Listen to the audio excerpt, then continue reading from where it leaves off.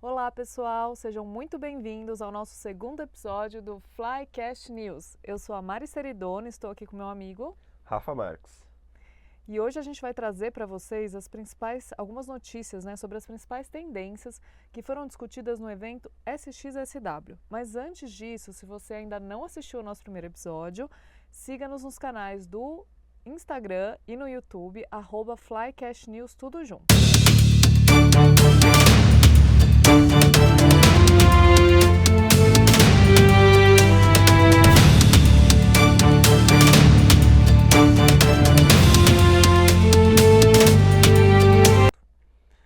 Bom, vou abrir aqui, Rafa, com uma frase aí de efeito que traz todo o cenário do que a gente vai falar hoje, né?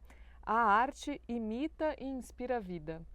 E aí por quê, pessoal? Esse evento sobre o qual a gente vai trazer alguns insights, algumas notícias, ele iniciou como um festival de música em 1987 e hoje ele reúne profissionais de várias indústrias, então pessoal da mídia, de tecnologia, de inovação, e tudo começou ali como, né, com essa questão que é a inspiração humana, né, a arte, e aí ela vai puxando todos os outros desenvolvimentos. Isso é muito interessante. Esse evento, esse ano, ele reuniu cerca de 50 mil participantes. Então, para vocês verem a relevância que esse evento tem aí anualmente para trazer essas tendências, para falar de inovação, de tecnologia. E aí, para trazer um pouquinho mais sobre isso, alguns insights interessantes, vou chamar o Rafa aqui para começar a puxar a nossa pauta. Muito legal. Sejam bem-vindos novamente. E é interessante quando você fala, né? Esse evento aconteceu lá em Austin, nos Estados Unidos, reunindo 50 mil pessoas, todo mundo atônito para entender. Mas quando a gente vai falar de tendência, Mário, eu acho que logo vem a Amy Webb, né? Que é uma pesquisadora americana que tem ali ah, um relatório, vamos dizer assim, de tendências que traz aí de uma forma assertiva a evolução e a construção de como as coisas caminham dentro do mundo tecnológico, seja de inovação, seja enfim, da construção das coisas dentro do ambiente do comércio, vamos dizer assim. E Ela ela, tem inclusive, uma visão muito futurista, né, Rafa? sim, É essa visão super futurística interessante essa abordagem. a gente pode dizer que ela divulga ali no seu relatório as tendências que efetivamente serão alcançadas nos anos, né? E hoje, no ano de 2024, quando falamos agora, provavelmente boa parte delas serão acertadas. E aí, utilizando inclusive essa análise que ela falou, né, e pensando na evolução da humanidade, a gente tem aqui o contexto de uma frase que ela traz no SXSW de que a gente vive hoje um super ciclo. E o que seria um super ciclo, né? A gente sempre ficou falando de quarta revolução industrial, primeira, segunda, terceira, enfim, que nós conhecemos ali dentro do contexto histórico do mundo, né? Que seriam as máquinas a vapor, enfim, toda aquela evolução, o boom da internet. E hoje nós estamos falando de um super ciclo, que é uma tecnologia que também alcança as grandes massas, né? Que nós mencionaremos e que ela relata ali dentro do seu estudo, né, ali do Future Today Institute, e traz aí de forma bem assertiva todas essas condições.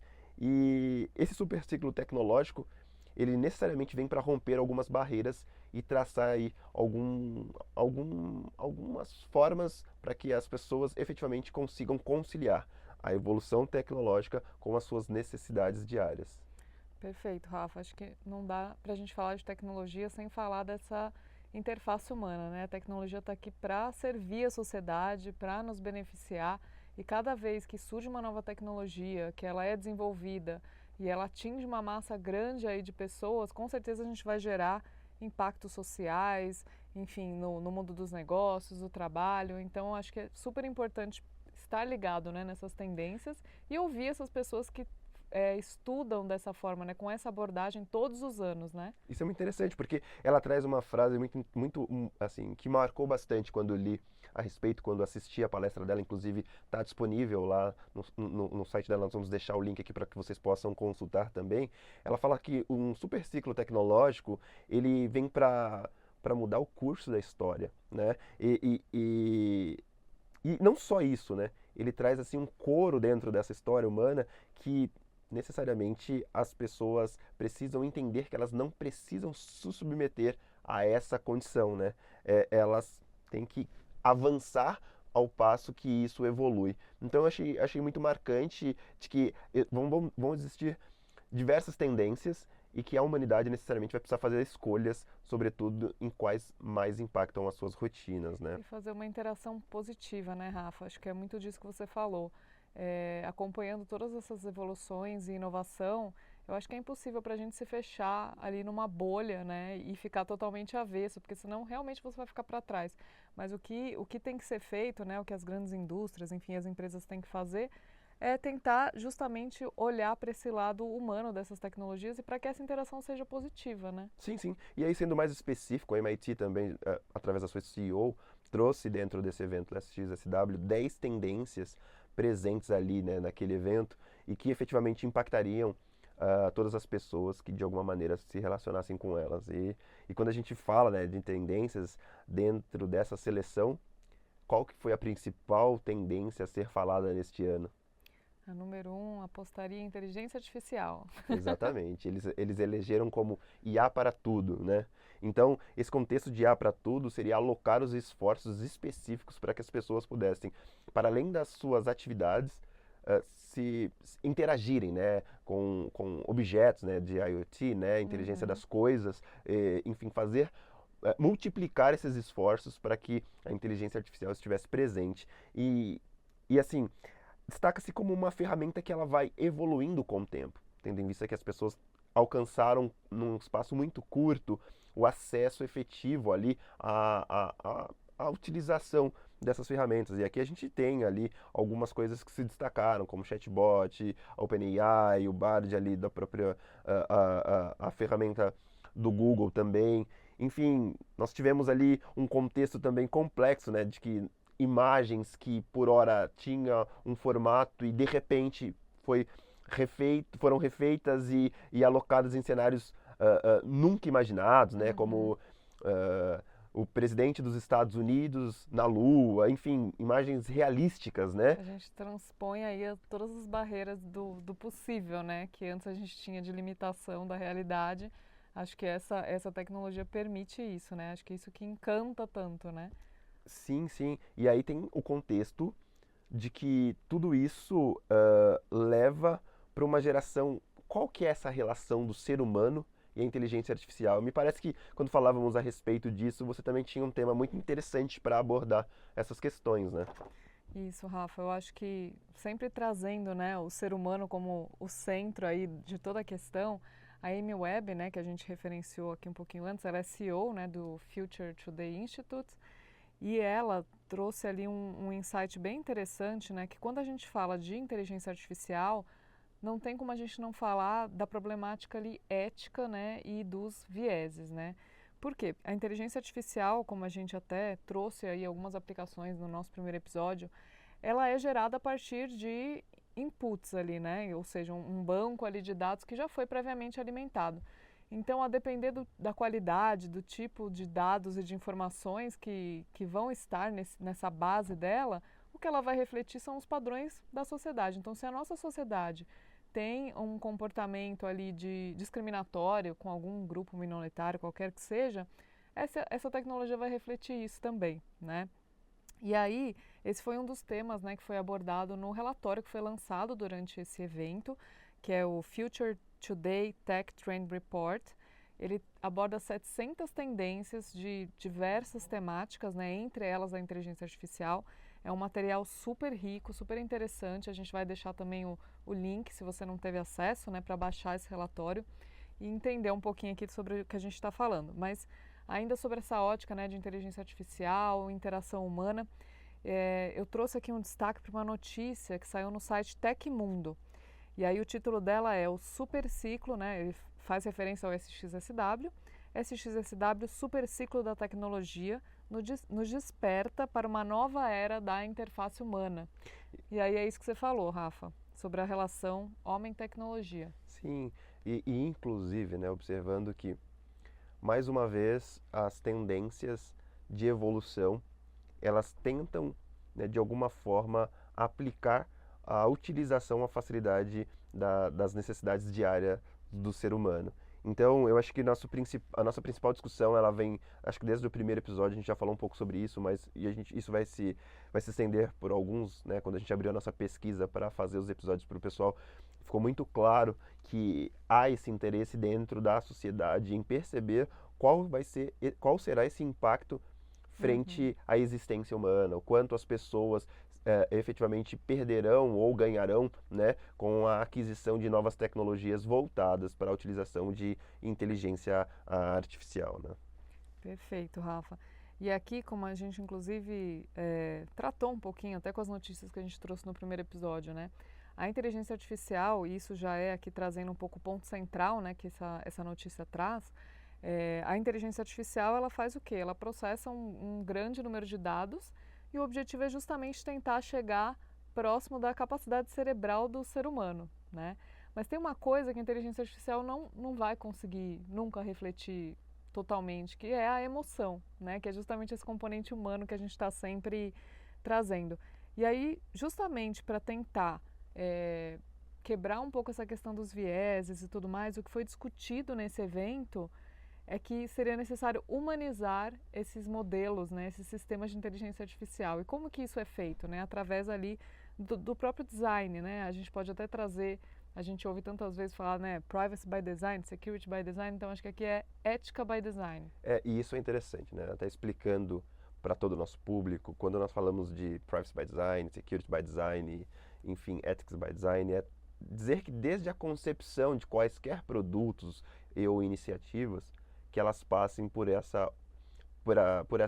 contexto, né, de entender se efetivamente aquilo está claro do ponto de vista de quem está sendo aplicado, né, e Trazer está os valores certos, né, Rafa, desde o exato, início daquele projeto. exatamente. Então, isso tudo vai refletir efetivamente a aplicabilidade dessa nova tecnologia que por si só vai romper, já está rompendo diversas barreiras, né, Mari? Exatamente. E assim, o que essa notícia traz, né, é o que a gente abriu aqui falando, né, esse episódio. A tecnologia ela tem que existir para contribuir, né? Então essa interface humana, é claro que o desenvolvimento da inteligência artificial ela está mudando muito, está trazendo uma grande transformação na relação do homem com a máquina, né? Digamos assim. E aí, como ela tem essa capacidade de processamento muito grande de dados e informações, tudo que já existe na nossa sociedade atual, nas relações humanas, ela vai ser potencializado. Então, daí a importância de você ter o reforço ali de valores positivos, né, de questão, abordagem ética dos temas e tudo mais, porque senão a gente vai estar refletindo ali um ciclo, digamos assim, de todas as, enfim, injustiças, visões incorretas, discriminatórias que a nossa sociedade vem trazendo. Então, essas grandes empresas que estão desenvolvendo e fomentando essas inteligências devem ter sim um olhar especial para isso e ter esse cuidado, né? Porque a ideia é justamente que essas soluções elas possam visar o bem-estar, né, do ser humano e trazer ali experiências positivas. E que se aplique para tudo, então que de certa forma o MIT traz de uma forma bem assertiva quando ele coloca no topo ali das suas indicações de tendências IA para tudo, né? E aí a Sem gente olha dúvida. aqui, inclusive dentro desse rótulo ali, desse contexto das tecnologias presentes dentro desse evento, ele também elenca o contexto de novas células solares, que seriam tecnologias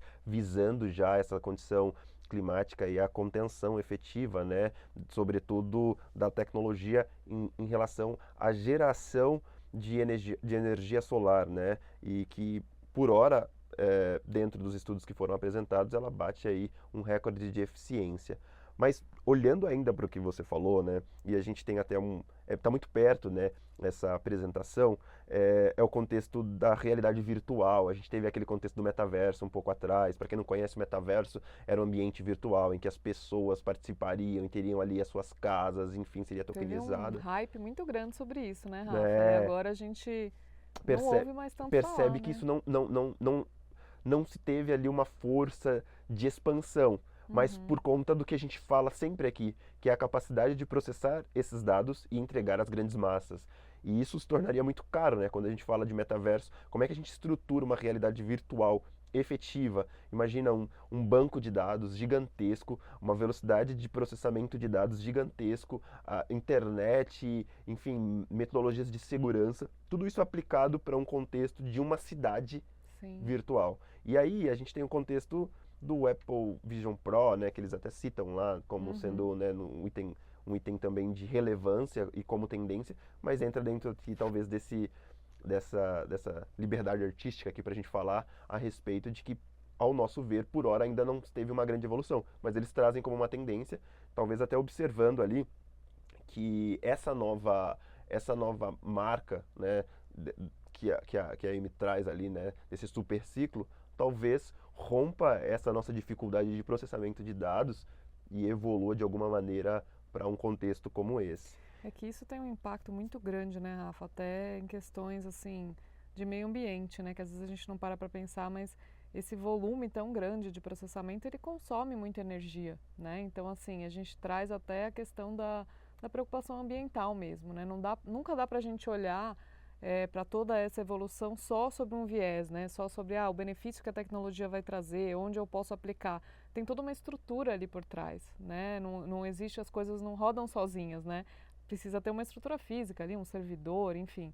Então isso é uma coisa também, uma abordagem interessante, né? Que o evento trouxe algumas questões ambientais, como você Isso, falou. muito importante. Eles trazem outras, mas eu acho que vale aqui também citar, né, como um quarto item que eles apresentam como tendência, é o contexto de medicamentos para perda de peso.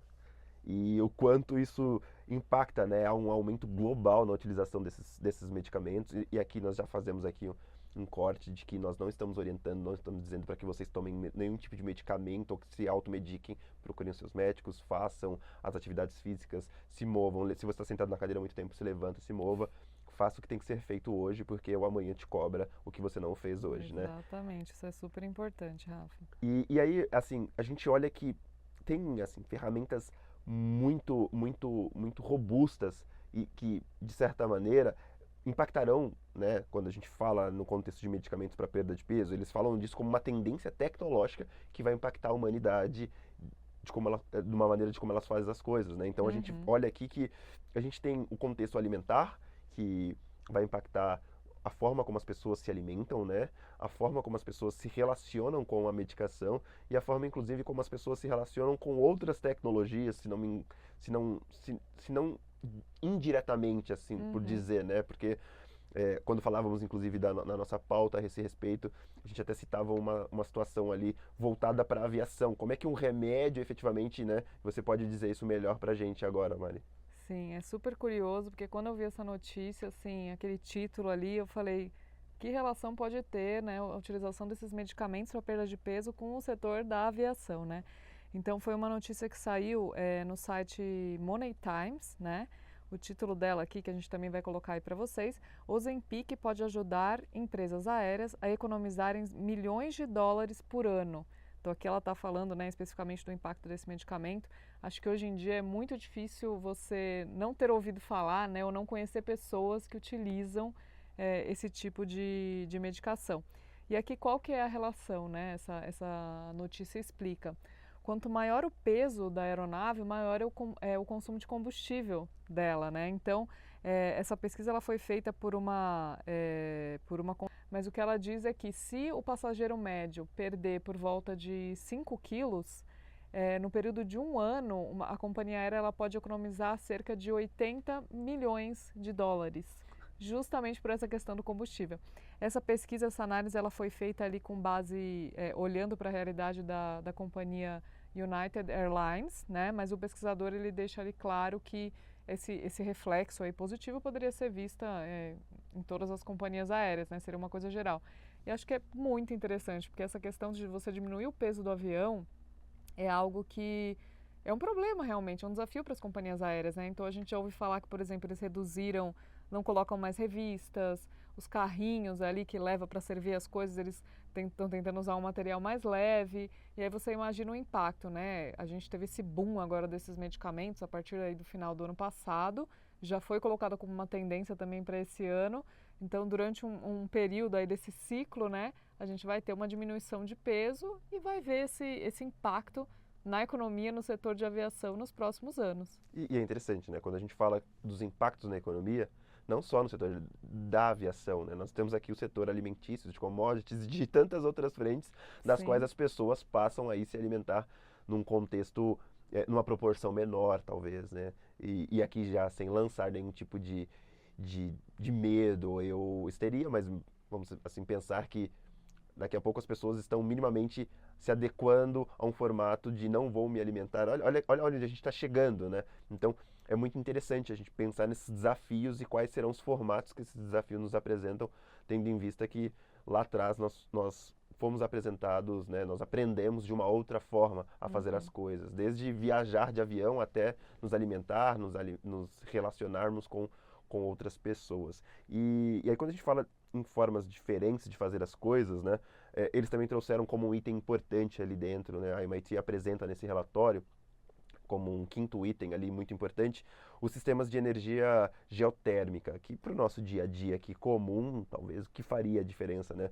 Mas eles Uhum. trazem que a energia geotérmica, ela é muito eficaz para o contexto de como você falou, né? De preservação ambiental, de gestão, né? Sobretudo de sustentabilidade, né? De uma energia limpa e que ela se torna eh, eh, facilmente disponível e alcançável, num formato em que as pessoas, né, um ser humano não conseguiria acessar e que levaria um tempo muito grande para poder ali construir parâmetros aproximados a esse tipo de energia gerada, né? Então, E é, é- essa energia, Rafa, só para a gente entender um pouquinho melhor, onde que tem essa aplicabilidade prática, essa questão da energia geotérmica? sim, a aplicação prática dela vai chegar no contexto de perfurações, Ah, sim. de ah, ah, acessos, vamos por construções. Então, a energia efetiva que é gasta para realizar esses tipos de serviços, esses Uhum. mecanismos,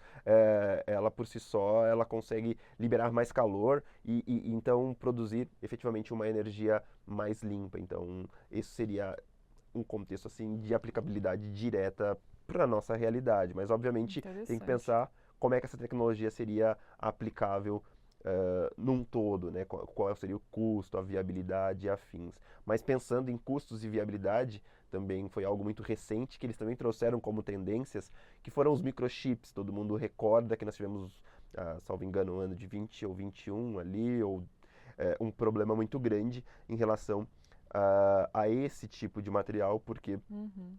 Taiwan ali, à época, não tinha a quantidade necessária para se dedicar à produção mundial e todos nós fomos impactados porque eles são aplicáveis em tudo que a gente consome, né, esses microchips, desde celulares, aparelhos celulares, até veículos, aeronaves e tantas outras tecnologias. Então eles criaram, né, eles apresentaram ali uma nova tecnologia que são os chamados microchips chipots, enfim, eu não sei aqui a pronúncia mais correta, mas seria meio que isso, e eles vêm com a mesma característica, mas com uma facilidade muito maior e uma capacidade maior de processamento de dados do que um chip ou um chip convencional, né? Ele viria como um Uhum. contexto de microchip, que seriam diversos chips menores acoplados em uma tecnologia que entregariam aí a mesma utilidade e uma capacidade muito maior de processamento.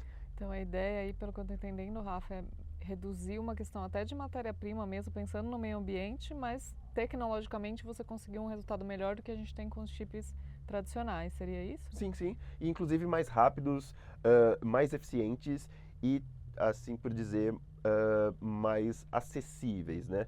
Mas é algo que a gente também precisa aguardar, como se diz, é uma É uma tendência, não tendência. necessariamente essa tendência vá efetivamente ser aplicável. A gente pode até buscar outras notícias nesse contexto para ver se algum país já está aplicando isso na prática, mas é muito importante olhar. Mas algo Uhum. que nos chama a atenção, que esteve, né, em alta no fim de 2023 e que eles trazem como uma tendência para esse ano, que é o tratamento e a edição genética. Isso daqui me pegou muito, desde um contexto ético, né, até um contexto de evolução humana. Quando a gente fala de novos tratamentos baseados ali na técnica de edição genética, né, que é o CISPRI, né, que é a mesma tecnologia utilizada para as vacinas para a Covid, à época, né, que é o gene ali que Uhum. foi utilizado para originar aquele tipo de vacina e prever, enfim, fazer aquela mutação. É, aconteceu já isso no fim de 2023, novembro de 23, no Reino Unido, né, ele teve uma aprovação para fazer, então, a primeira edição genética E então essa edição genética pôde contribuir para a evolução e melhora desse paciente. Então eu acho que é algo que efetivamente precisa ficar no radar de todos nós para que possamos entender como é que isso vai ser aplicado na prática, né? Isso seria super relevante, né, Rafa? A gente trouxe no nosso primeiro episódio aquele insight sobre o uso da inteligência artificial, né, para acelerar o diagnóstico de câncer de mama. E aqui, mais uma vez, a gente está vendo uma aplicabilidade super interessante para a área da saúde, né? Eu imagino que, através dessa tecnologia, enfim, vai ser possível ampliar o tratamento para diversas doenças, né? E talvez indo ali direto ao ponto, pensando que você está fazendo uma alteração genética, né? Você estaria indo ali no cerne da onde a doença é desenvolvida, até pensando no câncer mesmo, né? Que começa com uma célula e, enfim, Sim. se espalha ali pelo organismo.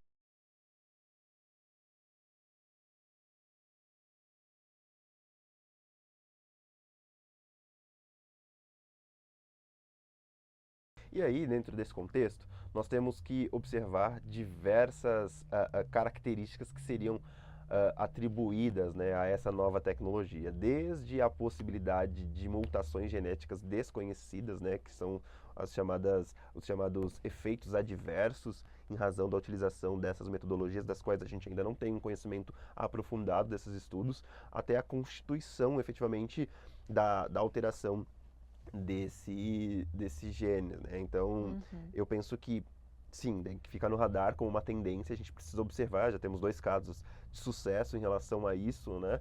Mas a gente precisa sim continuar olhando para isso. E aí quando a gente fala, né, na capacidade elevada de processamento de dados, também entrou como uma tendência os computadores de essa escala, né? Que especificamente são supercomputadores muito rápidos que podem realizar ali tipo diversas atividades, cálculos e, enfim, ações em questões de segundos, milésimos, enfim, uma condição muito rápida e que talvez esses cientistas demorariam anos para processar condições como essa, poderão fazer de uma forma mais célere e eficiente, né? E, sobretudo, quando a gente fala desse contexto, né, de supercomputadores e afins, nós também nós acabamos chegando numa outra tendência que eles apresentaram, que é o contexto de bombas de calor, eles chamam de bombas de calor, algo assim que chama a atenção, mas é a adoção ali de uma medida técnica ampliada para fazer reduzir substancialmente a emissão de gás carbônico. Então isso é interessante. De novo, a gente olhando para o contexto de Meio ambiente, né? Acho que é isso, né, Rafa? A gente fica muito ali, se a gente olhar só sobre esse recorte, né, da tecnologia, do desenvolvimento, a gente fica muito no digital, mas tudo existe um suporte físico, né? Então, assim, para eu chegar nessa tecnologia, eu tenho matéria-prima física, né? Eu tenho produção, eu tenho toda a preocupação com o impacto que eu vou gerar no meio ambiente, né? Então, acho muito importante, né, que um evento que tenha essa representatividade, essa relevância em tantas indústrias, né, em tantos mercados, traga isso como um ponto de atenção em diversos setores ali de inovação, né? Sim, e a ideia, inclusive, com essa nova tendência, é efetivamente descarbonizar a indústria e trazer aí uma energia sustentável, limpa e que efetivamente entregue valores à sociedade, porque nós temos observado aí diversas situações catastróficas no meio Uhum, ambiente, né? sim. E, inclusive, quando a gente já está chegando aqui ao nosso 10º tópico, e Mari, me recordo quando da pauta a gente falava muito de uma condição sobre como é que a gente vê a humanidade dentro dessa evolução, né? De como Uhum, todas essas tendências, elas de alguma forma podem impactar desde o contexto ali, né, do que a gente fala, né, do contexto de utilização prática da sociedade até o contexto de regulação, o contexto de produção e o contexto de perpetuidade, né, que seria de manutenção da utilização dessas tendências. E o que a uhum, gente vê é uma escala evolutiva. E para a gente entrar nessa escala evolutiva, aí a gente chega aqui numa tendência que eles mencionam, né, e o nome até traz uma estranheza, mas por si só é, alimenta ali o conhecimento de que seria o encerramento, o fim de redes sociais que efetivamente não tivesse nenhum nível mínimo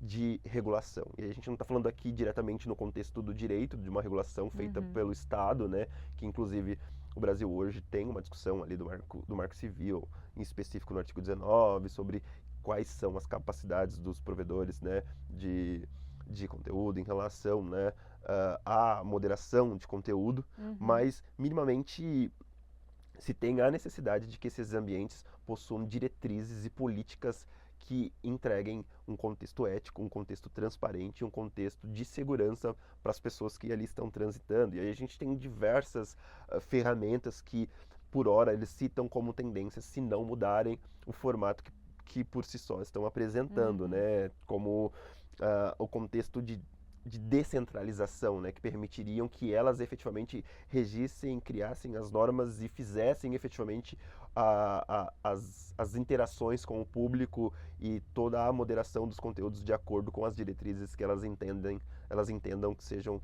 mais correto para aquela aplicação prática, né? Então, minimamente é interessante porque a gente já vê isso, por mais que eles apresentem como tendência, a gente já vê isso, né? E é preciso observar os próximos relatórios, quais serão os esgotamentos, quais serão o nível, né, de aproximação das pessoas com essas redes sociais, né? Porque semana passada, inclusive, a gente menciona que o TikTok traz ali um formato de indicação sobre eventuais produções realizadas por inteligência artificial. Talvez aqui Sim. também seja o caso, né? Alguma ferramenta de IA que possa conduzir e fazer toda essa gestão, indicando efetivamente eventuais notícias que não sejam verdadeiras, situações que sejam degradantes, situações vexatórias, ou até mesmo comunidades voltadas para atacar determinados públicos. Então, tudo isso está dentro de um contexto de tendência que aí verte ali para muito mais para a percepção de que a gente precisa voltar para um contexto ético que atribua à sociedade um convívio, né, humano, um convívio de harmonia, né, harmonioso, e que Sim. efetivamente seja saudável essa relação, né, Mari? Rafa, até puxando esse seu gancho, né, de falar da relação homem-máquina, né? É, quem não se lembra daquele filme, né, que saiu em 2013 chamado Her, né? Que ali era a história, o personagem principal chamava Theodore e ele era um homem que ele trabalhava escrevendo cartas pessoais para outras pessoas, né? Então, mais ou menos, acho que naquele contexto daquele filme brasileiro, agora não me recordo o nome, que se passa no Rio de Meu nome Janeiro. não é Johnny? Hã? Meu nome não é Johnny? Não, mais antigo, Central do Brasil. Central do Brasil. Como eu podia esquecer. Então ele fazia esse trabalho de escrever, então você vê ali mais uma vez aquela questão de fomentar relações pessoais, né? E aí ele resolve adquirir lá um modelo, um sistema operacional de uma assistente virtual que se chama Samantha, né? E essa inteligência, né, esse sistema, ele tem essa capacidade de evoluir e cada vez mais na interação com esse personagem principal ele vai, digamos assim, se tornando cada vez mais humano. Em suma, né, a história do filme acaba, é uma ficção científica, é claro, mas acaba se tornando ali uma história de romance entre o homem e a máquina, né? E o Theodore acaba se apaixonando por ela, né? E aí é curioso, isso parece às vezes, hoje não mais, né? Ser algo muito distante da realidade, porque a gente teve aí agora nessa última semana, né, o lançamento pela OpenAI do seu novo chatbot, né, o novo modelo de chatbot, que é o ChatGPT 4o, né? E aí o New York Times, que é uma notícia aqui que eu separei para a gente sobre esse tema, ele fala, né? O nome dessa notícia é "Is Her Era Has Arrived", né? A era da inteligência artificial Her chegou. Então acho isso super interessante porque o que essa notícia traz, né? Esses enfoques. A gente já tem aí diversos chatbots rodando já há algum tempo, né? Até a gente tem as assistentes virtuais, né? A Siri, a Alexa. Então, qual que é a diferença desse novo modelo lançado pela OpenAI essa semana? O que eles trazem aqui de destaque foram duas questões, né? Primeiro, essa inteligência era capaz de captar a emoção do interlocutor. Então, se você conversa ali com ela, né, e pede, por exemplo, eu quero escutar uma história para dormir, ele fala já num tom de voz mais leve, então ele Isso, consegue captar isso é muito isso. interessante, né? Porque se a gente olha, né, o contexto de análise de sentimento, e aí eu só pego essa fala em alguns instantes, pensando aqui para a nossa audiência, né? Como é que isso seria aplicável na minha vida, né? No meu contexto, no meu cotidiano, desde as pessoas que eventualmente não lidam com direito, com privacidade, segurança da Uhum. informação, as pessoas que são de marketing. Poxa, aqui a gente tem diversas frentes, né? Desde as pessoas que eventualmente podem passar a consumir dessas informações para entregar determinados produtos, ou seja, eu consigo fazer essa análise de sentimento, perceber como está o meu interlocutor, então entregar a ele efetivamente o que ele precisa, Uhum. seja uma leitura, seja um, Até uma uma indicação de filme, né? Um consumo de entretenimento. entretenimento, alimentação. Então, assim, são diversas nuances, né? Que aí a gente traz trabalho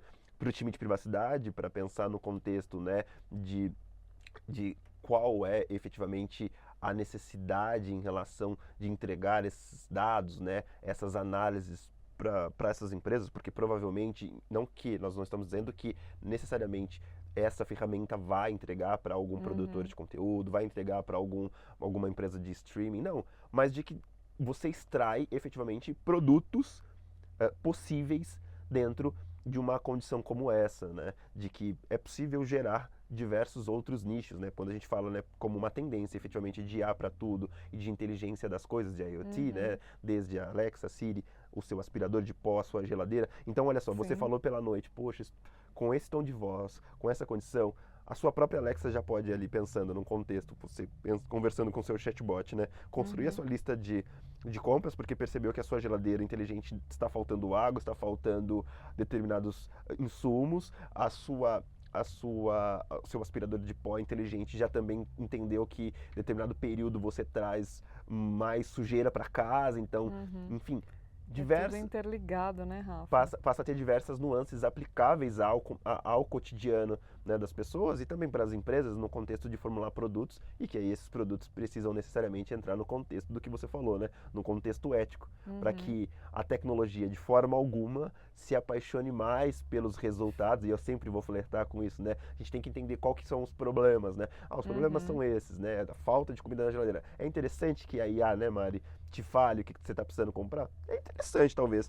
Mas você quer, então, entender quais são esses limites razoáveis, né? Para que as Sim. pessoas não percam efetivamente a sua capacidade de se determinar, né? O que a gente chama de autodeterminação, né? Sim, perfeito, Rafa. Até vou trazer também um pouquinho sobre isso, né? Que tipo de impacto isso pode gerar, até pensando na questão psicológica mesmo, né?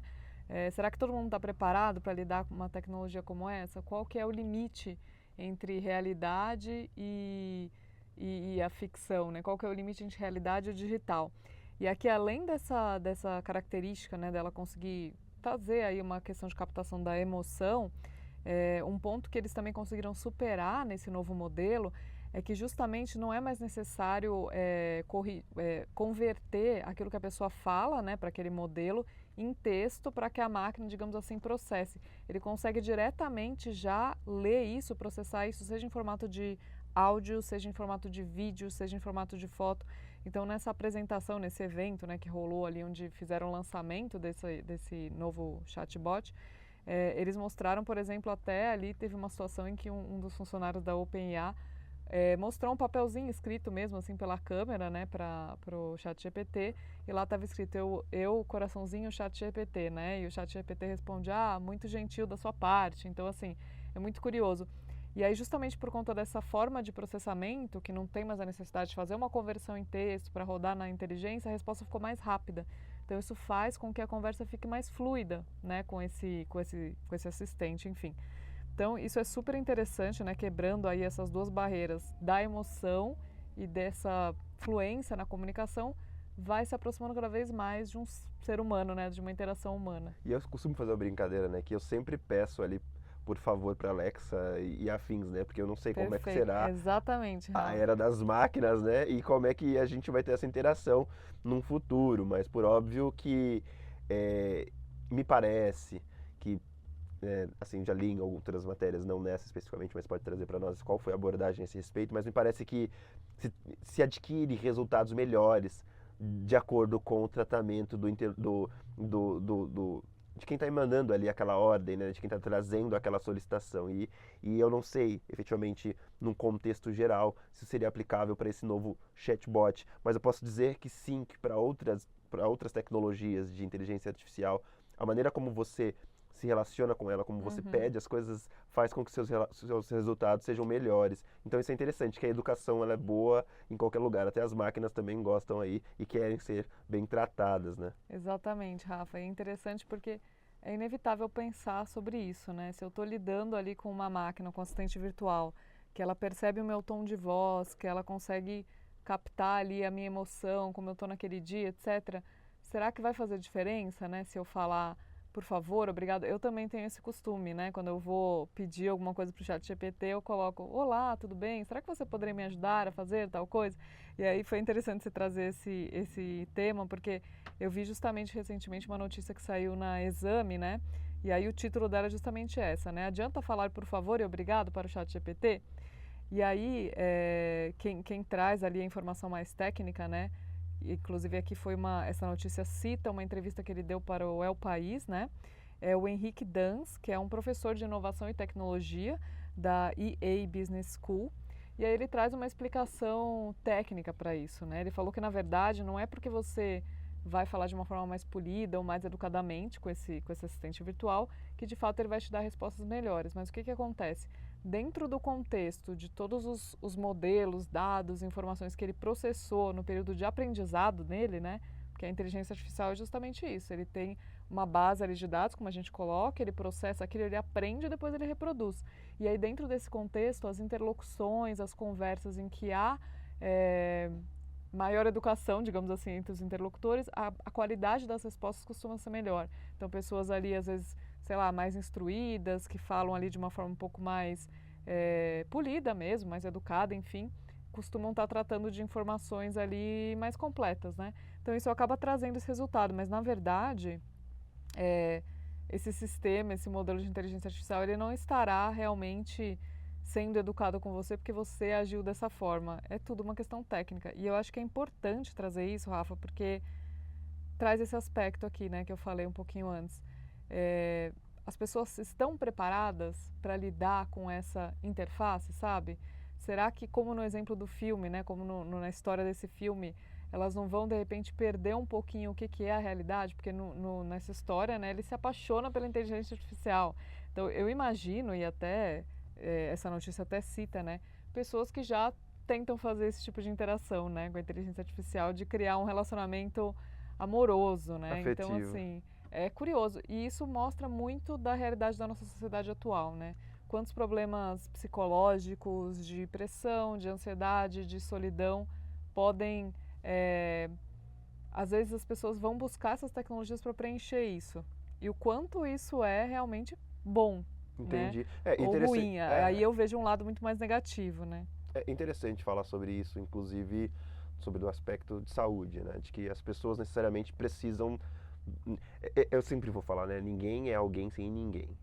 Então, as pessoas precisam do relacionamento humano, as pessoas precisam é, ter essa interação, sobretudo de que a assertividade a máquina vai conseguir alcançar. Mas a gente, como a gente já falou aqui hoje, né, dentre as tendências, o contexto ético, o contexto de viés, o contexto da inclusão, né, do que a gente chama de output, né, quem fez isso, quais eram os olhares da época. Uhum. Então eu acho que todas essas 10 tendências que nós falamos com vocês aqui hoje, né, IA para tudo, células solares super eficientes, realidade virtual, medicamentos para perca de peso, os microchips, né? Os computadores de exaescala e bombas de calor para poder efetivamente ter mais capacidade de energia ali limpa. E por fim, esse contexto de correntes de eliminação de redes sociais inapropriados ou Uhum. ambientes inapropriados, né? Eu gostaria de dizer assim. Eles utilizam outro termo, vocês vão ler lá na matéria, mas a gente pode dizer dessa forma que eu acho que também é plenamente aplicável. Então eu acho que converge tudo isso que a gente está falando no contexto do que você trouxe agora ali dentro de um filme antigo, que aí entra na primeira frase, né, de Uhum. que a arte inspira a vida, né? Então, de que nossa, lá em 13 a gente estava falando, não se tinha uma expectativa tão grande sobre uma IA generativa, né, que é uma inteligência artificial que tem capacidade de se remodelar e reconhecer fatores externos, dependendo da técnica que ali foi aplicada, que é o que a Mari nos Uhum. explicou. Então eu acho que sim, vários pontos aqui a gente tem a pensar, né, no contexto de utopia, ou seja, não acontecerão de forma alguma, mas eu acho que essas duas matérias que você separou hoje, a gente pôde discutir aqui com mais a profundidade, elas efetivamente, elas entregam, porque a gente já vê a aplicação prática, né? Quando a gente fala ali dos Exatamente. medicamentos para redução de peso, a gente vê uma aplicação prática. Quando a gente fala de IA para tudo, a gente vê uma aplicação prática no cotidiano, né? Sobre direitos autorais, produção acadêmica. A gente tem muitos desafios aqui, né? Sobre a relação, né? Que é por fim o que a gente estava falando dos chatbots, né? Como é que é essa Uhum. relação Homem-máquina, de né? A face a face, tecnologia. né? Como é que eu vou dar os próximos passos? Qual que é o nível da escada que eu vou chegar? Porque me parece que a gente está numa escalada sem percepção de qual é o próximo passo. E aí Uhum. talvez a gente está num lugar tão alto que escorregar agora seja um problema muito grande para todos, né? A gente teve uma discussão, né, no cenário americano, sobretudo em relação a qual que era o formato disso. Tem uma preocupação muito grande, né, em relação à utilização de inteligências artificiais, né, de inteligências artificiais generativas. Então, Uhum. eu acho que sim, né? A gente vai falar sobre isso aqui por várias vezes, em alguns tópicos, em algumas matérias, a gente vai sempre selecionar alguns temas voltados nesse contexto, mas para trazer também ideias e criatividade para que as pessoas possam produzir, relacionar as atividades humanas às atividades tecnológicas, os produtos, as iniciativas dentro das empresas, mas, Uhum. sobretudo, a gente possa ter esse voo em relação à necessidade de se manter uma visão humanística, uma visão ética e uma visão real de que a gente precisa do ser humano, Sim. sobretudo nessas atividades, né? Trazer sempre a ideia de interação positiva, né? Do homem com a tecnologia. Bom, Rafa, e aí acho que com isso a gente fecha aqui o nosso segundo episódio. Convidamos vocês a acompanhar a gente no terceiro episódio. A gente vai ainda tratar dessa temática, né, de inteligência artificial, mas agora trazendo um viés aqui também de quais são os riscos, pensando em questão de segurança, né, de dados, de informação, enfim, Sim, sim, é muito em geral aí interessante, para os né? negócios. Porque se vocês observarem, a gente vai falando aqui, né? E até fazendo um spoiler do terceiro episódio, olhar quais os impactos que a utilização disso tudo pode trazer para a minha rotina e para o meu cotidiano, né? Seja um empresário, seja um consumidor, Uhum, seja um estudante nas suas atividades, né? No seu desenvolvimento acadêmico, seja numa relação, porque assim, tem uma matéria que é muito legal que talvez a gente traga no próximo episódio, que lida sobre as questões inclusive de religião, de que as pessoas uhum. estão usando inteligência artificial para recriar fatores e sobreviver pessoas. Então, eu vou deixar nos comentários, assim, como um bônus aí do nosso episódio de hoje. Essa matéria a gente não comentou, mas eu deixo aqui no comentário para que vocês possam ler também, que é muito interessante, né? É a recriação do ser humano num contexto de inteligência artificial. Isso também eu acho muito profundo, daria uma conversa muito interessante, mas eu deixo aqui nos comentários e a gente abre essa discussão para vocês. Perfeito. Então, nos acompanhe, siga os nossos canais e aguarde o nosso terceiro episódio, que a gente vai ter um convidado muito especial e uma abordagem diferente aqui desses temas que a gente já vem discutindo, mas mantendo aqui a nossa ideia, né, Rafa, de levar aí uma comunicação assertiva, objetiva, trazendo aí notícias para deixar você informado num tempo aí curto e de forma eficiente. Muito obrigada por nos acompanhar nesse dia e tchau, até o próximo episódio.